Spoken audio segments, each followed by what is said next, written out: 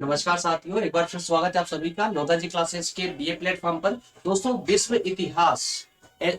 इतिहास का सेशन आज से हम स्टार्ट करने जा रहे हैं और इसमें विशेषकर उन छात्रों के लिए मैं विशेष इंफॉर्मेशन देना चाहता हूं कि जिन छात्रों के सिलेबस में विश्व इतिहास का ये जो चैप्टर है दोस्तों, जिसमें हम 15वीं शताब्दी के मध्य से लेकर के और 1870 ईस्वी के मध्य के काल के बारे में हम डिस्कस करेंगे।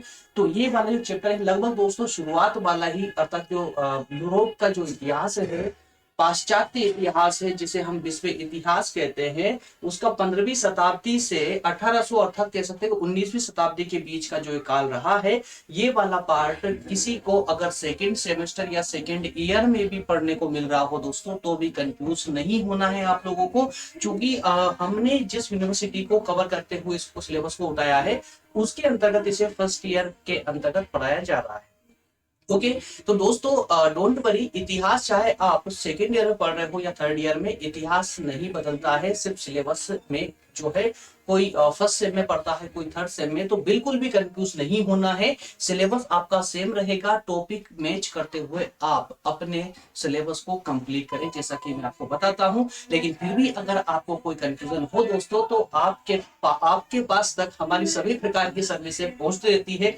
जैसे कि दोस्तों, आप अपने जो डाउट है वो हमें कमेंट के द्वारा भी क्लियर कर सकते हैं हमारे साथ में। आप हमारे साथ अपने डाउट टेलीग्राम के माध्यम से भी क्लियर कर सकते हैं, या हमारी टीम के साथ में दोस्तों आप व्हाट्सएप के माध्यम से भी अपने डाउट क्लियर कर सकते हैं। ठीक है, चलिए दोस्तों, तो शुरुआत करेंगे हम आज से ही बीए फर्स्ट ईयर के लिए, जिसे कि कॉम्पिटिटिव एग्जाम के छात्र भी फॉलो कर सकते हैं। साथ में एमए, बीकॉम, एमकॉम, या कहें कि बीए एलएलबी में तक में कहीं कहीं यूनिवर्सिटी इसको कवर करती है, वो भी दोस्तों इसको जो है कवर कर सकते हैं। अपना सिलेबस बिल्कुल इससे कवर कर सकते हैं। ठीक है ना।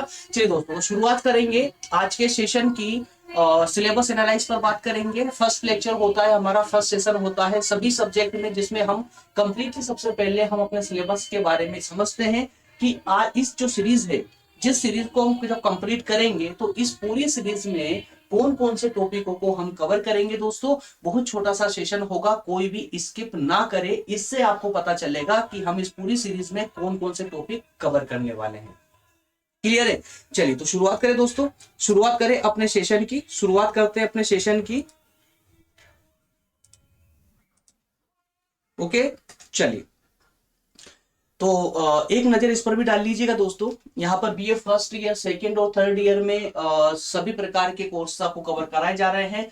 कुछ ये जो लिस्ट दिख रही है आपको, ये दोस्तों अभी अपडेट नहीं है, बल्कि इसमें इससे भी ज्यादा जो सब्जेक्ट है हमारे द्वारा कवर किए जा रहे हैं आप लोगों के लिए, है ना। एक बार प्ले लिस्ट को विजिट करें दोस्तों, वहां पर आपको सब कुछ देखने को मिल जाएगा। आपके सभी सब्जेक्ट प्ले लिस्ट में देखने को मिल जाएंगे।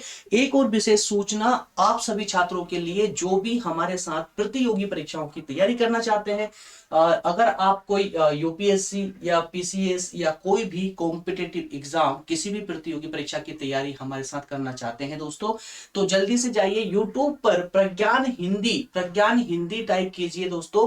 वहां पर आपको एक नया चैनल खुल के नजर आएगा प्रज्ञान हिंदी नाम से, जहां पर हमारा ही फोटो लगा होगा। उसे दोस्तों ज्वाइन कर ले, सब्सक्राइब कर ले, फ्री ऑफ कॉस्ट है, कोई चार्जेस नहीं है। वहां पर बिल्कुल जीरो से हम सभी सब्जेक्टों को स्टार्ट कर रहे हैं आपकी यूपीएससी या स्टेट पीसीएस के सफर के लिए दोस्तों, जहां पर विद नोट्स आपकी तैयारी करवाई जाएगी, और वो भी बहुत ही सटीक तरीके से, तार्किकता के साथ में, पूरी बारीकियों को ध्यान में रखते हुए। ठीक है ना। तो दोस्तों, एक अन्य चैनल है प्रज्ञान हिंदी, ठीक है ना, नया चैनल है हमारे द्वारा बनाया हुआ।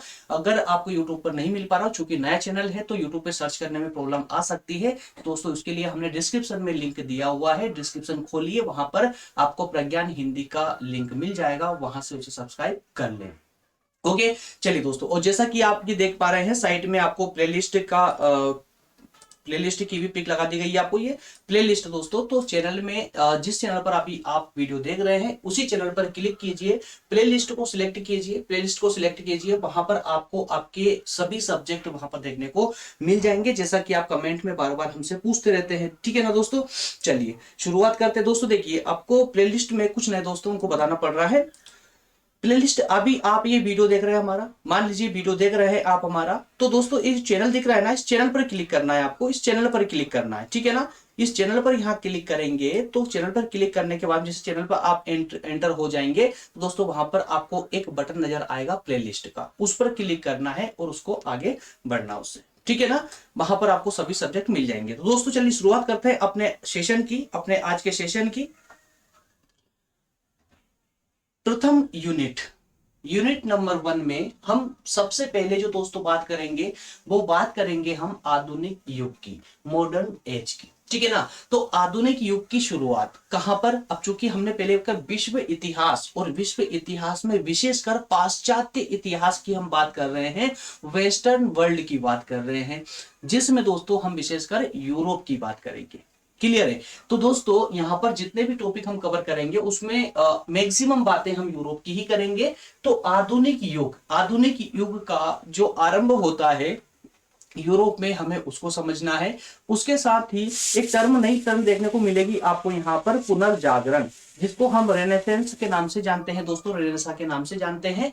तो एक पुनर्जागरण देखने को मिलेगा और एक मिलेगा आपको सामंतवाद, ठीक है ना। तो सामंतवाद और पुनर्जागरण के माध्यम से हम आधुनिक युग की शुरुआत को समझेंगे कि यूरोप में आधुनिक युग की शुरुआत कैसे हुई थी। क्लियर है। नेक्स्ट टॉपिक जो होगा इसी का फर्स्ट यूनिट का जो सेकेंड टॉपिक होगा दोस्तों वो होगा धर्म सुधार।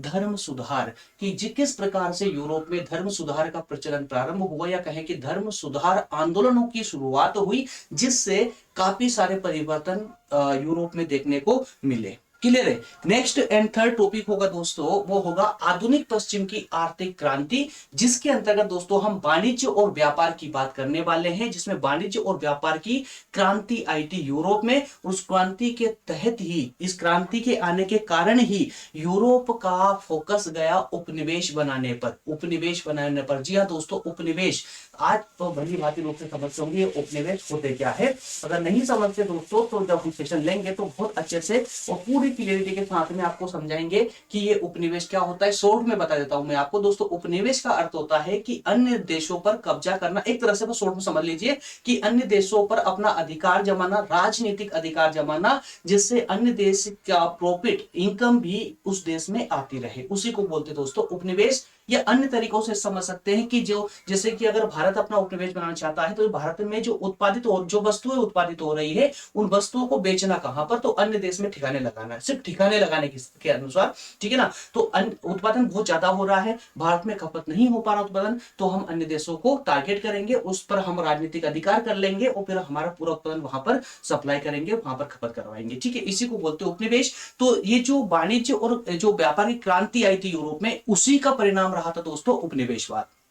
क्लियर है। चलिए नेक्स्ट है दोस्तों सेकंड यूनिट के अंतर्गत हम बात करेंगे, सबसे पहले हम बात करेंगे कि औद्योगिक जो क्रांति हुई थी विशेषकर इंग्लैंड में, इंग्लैंड में उसके कारण समझना है और उसका समाज पर प्रभाव क्या हुआ था, ठीक है ना। तो इंग्लैंड में जो औद्योगिक क्रांति हुई उसका क्या कारण क्या था और साथ में उसका प्रभाव क्या पड़ा समाज पर, इस पर हम बात करेंगे। नेक्स्ट के अंतर्गत बात करेंगे दोस्तों विभिन्न देशों में औद्योगिक क्रांति, जैसे कि अमेरिका, जर्मनी, रूस और जापान के अंतर्गत। तो इन चारों देशों में जो औद्योगिक क्रांति हुई उसका क्या प्रभाव रहा, इन देशों में औद्योगिक क्रांति आने के क्या कारण रहे।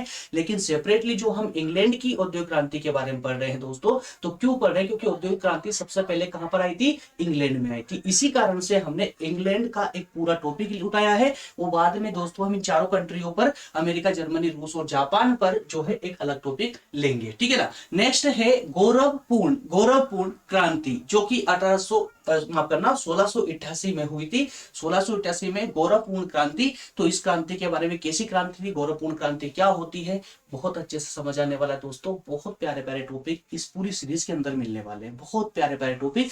इसमें आपको बर्डन नहीं रहेगा पढ़ने जैसा, आपको बिल्कुल लगेगा ही नहीं कि यार आप पढ़ने के लिए बैठे हो। जब आप लेक्चर देखना स्टार्ट करोगे ना तो बिल्कुल मस्त हो जाओगे, उसमें पूरा इतना इंटरेस्ट जागेगा उसको पढ़ करके, क्योंकि इतिहास चीज ही ऐसी है। अगर इतिहास पढ़ते वक्त अगर आपका बर्डन बढ़ रहा है, आपका दिमाग हाइपर हो रहा है, तो समझ जाइए कि वो आपको समझ नहीं आ रहा है, बस आप उसके साथ कंप्रोमाइज कर रहे हैं, है ना। तो इतिहास में, हिस्ट्री में कभी भी कंप्रोमाइज नहीं करना, एज ए स्टोरी इतिहास को समझते हुए चलना है। और जिस स्टूडेंट ने भी इतिहास को एज ए स्टोरी पढ़ा, एज ए सब्जेक्ट नहीं, एज ए स्टोरी अगर जिसने इतिहास को पढ़ा, उसका इतिहास दोस्तों हमेशा के लिए उसके मस्तिष्क में अमर हो जाएगा। भूल नहीं पाएगा वो कभी। और यही विशेष कारण है दोस्तों कि जो भी अपने एनालाइज के तहत, जो भी, मैं बार बार एनालाइज को क्यों बोलता हूँ आप लोगों को, कि जो भी सब्जेक्ट पढ़ रहे हो उसको एनालाइज कीजिए। एनालाइज का मतलब ही होता है, जब आप किसी सब्जेक्ट का, किसी टॉपिक का एनालाइज करते हो ना, तो आप उसको रटते नहीं हो, आप उसको याद नहीं करते हो, बल्कि उसको एनालाइज के दौरान उसे पूरी स्टोरी के माध्यम से अपने मस्तिष्क में स्टोर कर लेते हो, जिससे कि वो कभी आप उसको चाहकर भी भुला नहीं पाओगे, है ना। तो इसलिए बार बार आपको एनालाइज की बात कहता रहता हूं, ठीक है ना। चलिए नेक्स्ट, अर्थात कि थर्ड यूनिट में हम बात करेंगे, थर्ड यूनिट में हम बात करेंगे, सबसे पहले हम बात करेंगे कि अमेरिका की क्रांति के बारे में। उसके बाद नेक्स्ट टॉपिक होगा फ्रांस की क्रांति के बारे में। तो फ्रांस की क्रांति भी क्या उसके कारण थे, क्या प्रभाव थे, है ना। सेकंड तो थर्ड यूनिट के अंदर दोस्तों हमें बस ये दो टॉपिक ही पढ़ना है, अमेरिका और फ्रांस की क्रांति के बारे में, ठीक है ना। कि अमेरिका में किस प्रकार की क्रांति हुई थी, उसके क्या कारण थे, क्या प्रभाव रहा था, और इस क्रांति का परिणाम क्या निकला, है ना। उसी प्रकार से दोस्तों फ्रांस की क्रांति, अब फ्रांस और अमेरिका की क्रांति आज जो है दोस्तों बहुत ज्यादा प्रसिद्ध है, प्रसिद्ध है। और एग्जाम के दृष्टिकोण से तो बिल्कुल समझ लीजिए कि निचोड़ देता है एग्जामिनर स्टूडेंट को। जो भी इस चैप्टर को छोड़कर जाता है ना, बिल्कुल मुंह बनाकर आता है, मुंह लटका कर आना पड़ता है उसको एग्जाम हॉल से वापस, है ना। तो बिल्कुल भी एक भी टॉपिक छोड़ना नहीं है इसके अंतर्गत। अगर आपके सिलेबस में विश्व इतिहास है, और विश्व इतिहास में विशेषकर 15वीं शताब्दी से 19वीं शताब्दी के मध्य वाला पार्ट अगर आपके सिलेबस में है, तो छोड़िए मत बिल्कुल भी। लेकिन मैं फिर से बोल रहा हूं, एज स्टोरी पढ़िए यार, एनालाइज करते हुए पढ़िए, इंजॉय करते हुए पढ़िए। सब्जेक्ट एज ए सब्जेक्ट नहीं पढ़ना है आपको, as a story, as a analyse, as a story बना लीजिए ना, स्टोरी टाइप से पढ़ना है आपको। इतिहास बिल्कुल एकदम स्मूथ हो जाएगा, ठीक है, रटने की कोई आवश्यकता नहीं पड़ेगी। चलिए नेक्स्ट यूनिट में, अर्थात यूनिट नंबर 4 में हम बात करेंगे। सबसे पहले हम बात करेंगे नेपोलियन बोनापार्ट युग के बारे में। तो ये जो नेपोलियन युग था, एक दोस्तों, एक नेपोलियन एक करेक्टर ही ऐसा था, नेपोलियन एक ऐसा कैरेक्टर था कि उसके नाम से पूरा युग जानने लगा। अब किसी के नाम से हम किसी युग को क्यों जानते हैं, तो एक सोचिए, जरा सा सोचिए, क्या उसमें देखिए, कभी भी युग परिवर्तन मतलब ये दोस्तों कि जो चलन होता है, जो काल होता है, जो समय या परिस्थितियां जो होती है, जब उन परिस्थितियों में अचानक से मोड़ आने लगता है, तो उस जो मोड़ होता है ना, उसी मोड़ को हम युग परिवर्तन की संज्ञा दे देते हैं। तो नेपोलियन के समय में जो यूरोप था, वो एक स्थिति को छोड़कर अन्य स्थिति में जाने के लिए तैयार था।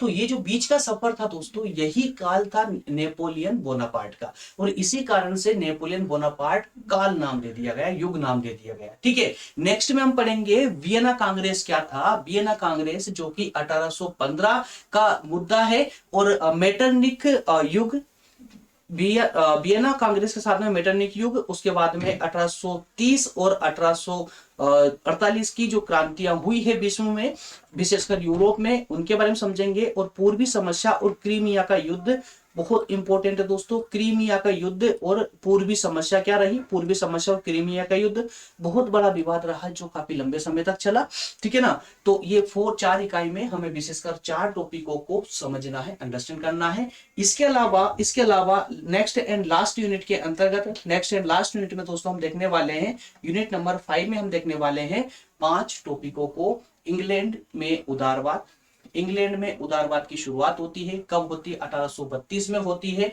और 1867 ईस्वी का जो अधिनियम या कहें कि चार्टिस्ट आंदोलन। नेक्स्ट में अमेरिका का गृह युद्ध, नेपोलियन थर्ड के बारे में, इटली का एकीकरण, और जर्मनी का एकीकरण। तो विशेषकर ये 5 टॉपिकों को हम यूनिट नंबर 5 में देखने वाले हैं, ठीक है दोस्तों। तो अब मैं आप सभी दोस्तों से बोलना चाहता हूं कि आपने अपने सिलेबस के साथ इसको मैच कर लिया होगा। अब कुछ स्टूडेंट के चेहरे पर तो स्माइल होगी कि जी हाँ सर, हमारे सभी टॉपिक मैच हो रहे हैं पूरे सिलेबस से। लेकिन कुछ स्टूडेंट हैं जो उदास हो गए होंगे कि सर हमारे तो 90% टॉपिक मैच नहीं हुए, है ना। तो और कुछ का जो है आधे से ज्यादा टॉपिक मैच हो गए होंगे, किसी के आधे टॉपिक। लेकिन ये संभव नहीं है कि आप प्राचीन विश्व इतिहास पढ़ रहे हैं और कोई टॉपिक मैच ही ना हुआ, है ना। तो अब उन स्टूडेंटों को क्या करना है, जिनके टॉपिक ना बिल्कुल भी मैच नहीं हुए, मतलब कि लगभग 50% मैच हुए, 50% मैच नहीं हुए हैं, तो उनको क्या करना है मैं आपको बता दूं दोस्तों। देखिए, सबसे पहले आप अपना सिलेबस चेक कीजिए, क्या ये आपका जो सिलेबस है पढ़ रहे हैं, उस सिलेबस में विश्व इतिहास तो नाम है, विश्व इतिहास मतलब विश्व इतिहास, जैसे देखिए हम भारत का इतिहास पढ़ते हैं तो भारत का इतिहास भी 3 खंडों में बांटा हमने, प्राचीन भारत का इतिहास, मध्यकालीन भारत का इतिहास और आधुनिक भारत का इतिहास, ठीक है ना। तो भाई विश्व इतिहास भी 3 खंडों में बटा होगा ना, है ना। प्राचीन विश्व इतिहास होगा, मध्यकालीन विश्व इतिहास होगा, आधुनिक विश्व इतिहास होगा, होगा ना। तो दोस्तों वहां पर इस प्रकार से ना बोल करके एक समय काल बांध दिया गया, उस समय के अनुसार उस इतिहास को पढ़ा जाता है, विश्व इतिहास को। तो विश्व इतिहास के अगर आपका सिलेबस में विश्व इतिहास है तो उसमें आप देखिए कि विश्व इतिहास की कौन सी सीरीज है, कौन सा काल पढ़ रहे हैं, क्या 15वीं शताब्दी से 19वीं शताब्दी के मध्य का पार्ट है आपके पास। अगर है दोस्तों तो बिल्कुल निश्चिंत होकर पढ़िए, आपका ही सब्जेक्ट है ये, आपकी ही सीरीज है। इसमें अगर आपके टॉपिक मैच नहीं हो रहे हैं दोस्तों, उनका अर्थ समझिए, जब आप अर्थ समझेंगे तो यही टॉपिक होंगे, यही topic and same to same होंगे आपके, जो हमने आपको एनालाइज करवाए हैं, है ना। थोड़ा बहुत बदलाव होगा, थोड़ा बहुत बदलाव टॉपिक के नाम में बदलाव होगा, बट टॉपिक आपको वही मिलने वाला है। ओके चलिए, तो दोस्तों अब मिलेंगे हम सेशन के अंतर्गत। सेशन के अंतर्गत सबसे पहले जो हम बात करने वाले हैं, आधुनिक युग की बात करेंगे। यूरोप में आधुनिक युग की शुरुआत कैसे होती, आरंभ कैसे होता है, साथ में पुनर्जागरण को बात करेंगे, और साथ ही साथ सामंतवाद का कैसे अंत हुआ, क्या था ये सामंतवाद।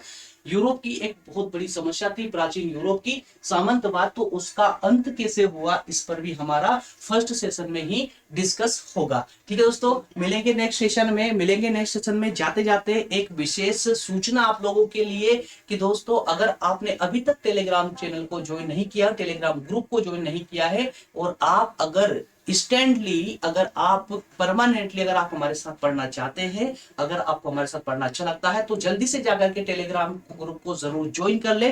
टेलीग्राम ग्रुप को ज्वाइन करना इसलिए दोस्तों क्योंकि सभी जो क्लास नोट्स जो होती है, क्लास नोट्स जो होती है वो आपको टेलीग्राम पर ही प्रोवाइड की जाती है। टेलीग्राम पर लोधाजी क्लासेस नाम से ग्रुप है दोस्तों, उसे ज्वाइन कर लेंगे तो सभी क्लास नोट्स आपको लेक्चर के साथ वहां मिलती रहेगी। साथ ही साथ में जैसे ही चैनल पर कोई लेक्चर अपलोड होता है तो सबसे पहले जो इंफॉर्मेशन आती है वो टेलीग्राम ग्रुप पर ही प्रोवाइड की जाती है, जिससे कि टेलीग्राम पर जुड़े हुए कोई भी स्टूडेंट किसी भी लेक्चर से वंचित ना रहे। ओके चलिए दोस्तों, तो मिलते हैं नेक्स्ट सेशन में, मिलेंगे नेक्स्ट सेशन में। तब तक आप सभी का बहुत बहुत धन्यवाद। Thank you.